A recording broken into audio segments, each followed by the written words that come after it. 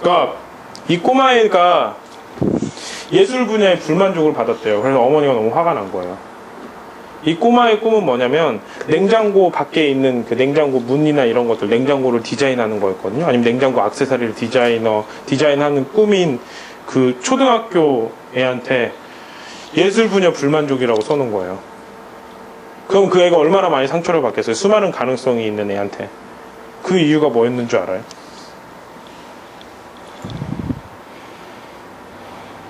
선안에 색칠하기를 싫어해서.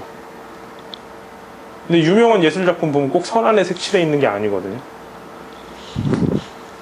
아마 우리도 어떤 재능들이 이런 식으로 억압이 됐었던 적이 많았을 것 같아요. 어렸을 때부터. 이게 획일화된 교육의 단점이거든요. 선 안에 색을 칠하는 것보다 선 밖에 색을 칠해야 지금은 더 가치 있는 건데, 그 선생님의 시야로 평가를 한다 이거죠. 그리고 이렇게 평가를 하는 이유는 이렇게 해야 사람들이 통제가 되니까. 이렇게 체계적으로 우리가 억압을 받으면서 교육을 받았더라고요. 하물며 미술 시간까지. 그래서 스티브 잡스는 개발자들이나 개발 환경을 이렇게 만들었어요. 모든 개발팀에 미술가, 역사가, 시인, 음악가, 드라마 작가들로 무장을 시켜놨대요. 개발 부서에. 이 사람들이 다 있어요. 그래서 저희 회사도 되게 중요한 게 다양성을 되게 중요하게 생각을 하잖아요. 그 이유가 바로 여기에 있어요. 클레이 만드는 사람도 있고, 어떻게 보면 여기가 연구소인데, 그렇죠? 그 다음에 뭐 영어를 공부했던 사람도 있고, 경영을 기반으로 한 프로그래머도 있고, 진짜 프로그램을 했던 사람도 있고, 그림을 그렸던 사람도 있고, 이런 여러 가지 사람들이 있어야만이 여러 분야의 사람들을 만족시킬 수 있는 작품이 나오거든요. 스티브 잡스나 성공한 이제 연구소에는 우리나라는 연구한 사람만 뽑는데 여기는 이런 사람들이 더 있어요. 오히려. 그래서 그런 사람들이 만든 멋진 기획들을 일반 아웃소싱 회사들이 할 수 있을 만큼 쪼개서 아웃소싱 해가지고 만들어 오는 거예요. 그래서 이렇게 스티브 잡스의 성공 비결은 이랬고요.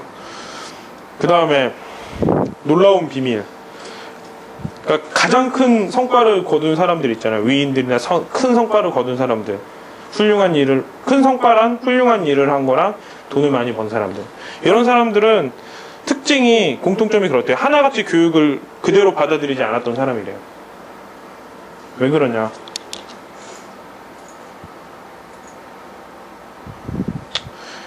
이제 이 사람이 되게 유명해요. 토마스가. 한번 어떤 사람들이 성공을 하는지 봤대요. 성공하는 사람의 특징이 이렇다고 하더라고요. 경제적 성공은 모험심에 달려있다. 경제적 성공이 왜 모험심에 달려있냐면은, 우리가 예를 들어서 뭐 G마켓을 생각을 해보자면, 처음에 G마켓을 만드는 건 모험이었잖아요. 구글도 마찬가지고 마이크로소프트도 마찬가지고.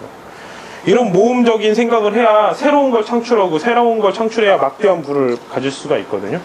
그래서 항상 경제적인 성공은 모험심, 얼마나 새로운 것을 하고, 그 새로운 것, 불확실한 거면은 지도도 없고 아무것도 없는데, 그 신념으로 그 어려움을 하나하나 돌파해서 결국 그걸 이루어내는 이런 모험가 같은 사람들이 경제적으로 성공을 하는데, 학교에서는 이런 현상이 벌어지죠. 대부분의 학교에서 채택한 성공과 실패의 기준은 모험가에게 불리하다. 예를 들어서 내가 시험을 잘 보려면 선생님이 중요하다고 얘기한 걸 무조건 외우고, 그 다음에 그 안에 좀 숨겨놓은 것들, 조금 이렇게 좀 그냥 지나치기 쉬운 것들 몇 개 외우면 100점이잖아요.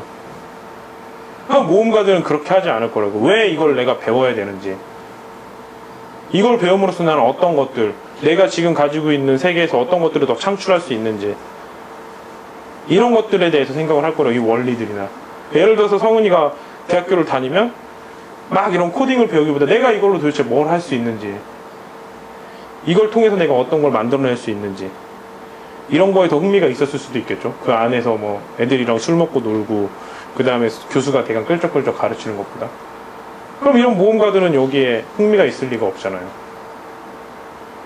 제가 옛날에 생물학을 들었는데, 제가 이제 독일에서 생물을 공부하고 바이올로지를 되게 잘하는 줄 알고 시험 문제를 줬어요.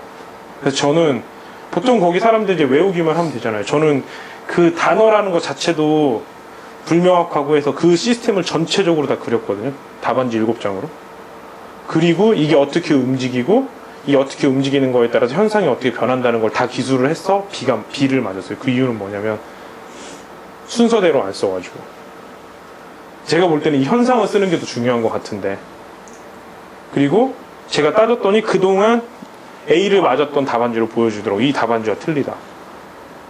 이 이론은 이 교과서에 나온 게 아니고 뭐 다른 좋은 책에 나왔다 하더라도 교수가 가르쳐 준 건 이거기 때문에 여기에 점수를 줄 수가 없다. 이건 분명히 새로운 이론인데 그렇다고 하더라고요.